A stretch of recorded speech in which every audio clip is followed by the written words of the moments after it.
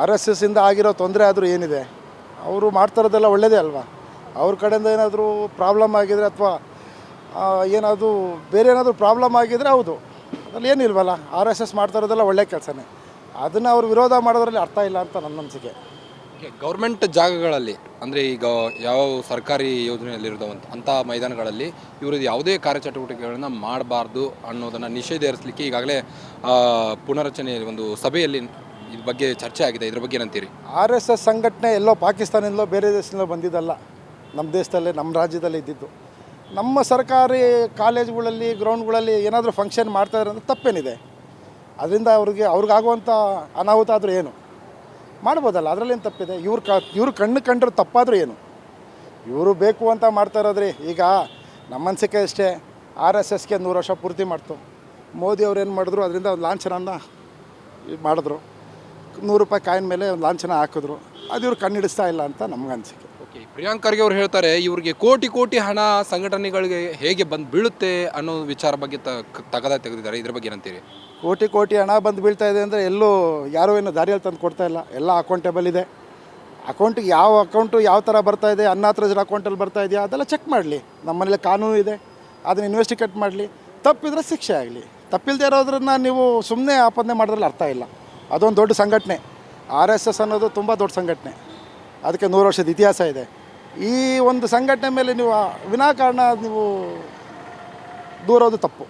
Okay, ಕೆಲವೊಂದಿಷ್ಟು ಕಾಂಗ್ರೆಸ್ನ ಹಳೆಯ ನಾಯಕರಾದಂಥ ಇಂದಿರಾ ಗಾಂಧಿ ಅವರಾಗಿರ್ಬೋದು, ಆಮೇಲೆ ಖರ್ಗೆ ಅವರ ತಂದೆಯವರೇ ಆಗಿರ್ಬೋದು, ಈ ಒಂದು ಆರ್ ಎಸ್ ಎಸ್ನ ಕೆಲವೊಂದಿಷ್ಟು ಚಟುವಟಿಕೆಗಳಲ್ಲಿ ಭಾಗಿಯಾಗಿದ್ದರು ಈ ಹಿಂದೆ. ಇದ್ರ ಬಗ್ಗೆ ನಿಮ್ಮ ಅಭಿಪ್ರಾಯ ಏನು ಸರ್? ಅವ್ರಿಗೆಲ್ಲ ಒಪ್ಕೊಂಡ್ರು ಆರ್ ಎಸ್ ಎಸ್, ಇವ್ರಿಗೆ ಯಾಕೆ ಒಪ್ಪಿಗೆ ಆಗ್ತಾಯಿಲ್ಲ ಅನ್ನೋದು ನಮ್ಮ ಭಾವನೆ. ಈಗ ಇಂದಿರಾ ಗಾಂಧಿಯವರು ಒಪ್ಪಿದ್ರು, ನೆಹರೂರು ಒಪ್ಪಿದ್ರು. ಇವರೆಲ್ಲ ಒಪ್ಪಿರೋ ಒಂದು ಆರ್ ಎಸ್ ಎಸ್ ಸಂಘಟನೆಯನ್ನು ಇವ್ರು ಯಾಕೆ ಒಪ್ತಾ ಇಲ್ಲ? ಇವರಲ್ಲಿ ಏನು ಆ ಥರ ದೇಶ ವಿರೋಧ ಚಟುವಟಿಕೆಗಳು ಏನು ಕಂಡಿದ್ದಾರೆ ಅನ್ನೋದು ನಮಗೂ ಗೊತ್ತಿಲ್ಲ. ಅದನ್ನು ಅವರು ಬಹಿರಂಗವಾಗಿ ಹೇಳಬೇಕು. ಸೊ ಆರ್ ಎಸ್ ಎಸ್ ಪ್ರೇಮ ವರ್ಸಸ್ ದೇಶ ಪ್ರೇಮ ಅನ್ನೋ ಒಂದು ಇಬ್ಬಾಗ ಆಗ್ತಿದೆ ಅನ್ನೋ ಒಂದು ಮಾತುಗಳು ಕೇಳಿ ಬರ್ತಾ ಇದೆ. ಇದ್ರ ಬಗ್ಗೆ ಏನಂತೀರಿ? ಆರ್ ಎಸ್ ಎಸ್ಸು ಪ್ರೇಮನೂ ಒಂದೇ. ಆರ್ ಎಸ್ ಎಸ್ಗಿರೋದು ದೇಶದ ಮೇಲಿರೋ ಪ್ರೇಮ. ಇದನ್ನು ಪಾರ್ಟೇಷನ್ ಮಾಡಿ ನೋಡೋದ್ರಲ್ಲಿ ಅರ್ಥನೇ ಇಲ್ಲ. ಇದು ಎರಡೂ ಒಂದೇ. ಫೈನಲಿ ಏನು ಹೇಳೋಕ್ಕೆ ಇಷ್ಟಪಡ್ತೀರಿ? ಆರ್ ಎಸ್ ಎಸ್ ಬೇಕು. ಆರ್ ಎಸ್ ಎಸ್ಸಿಂದ ಯಾವುದೇ ರೀತಿ ಕಾನೂನು ಬಾಹಿರ ಚಟುವಟಿಕೆಗಳೇನು ನಡೀತಾ ಇಲ್ಲ. ಅವ್ರು ಮಾಡ್ತಾ ಇರೋದೆಲ್ಲ ಒಳ್ಳೆಯ ಕೆಲಸನೇ.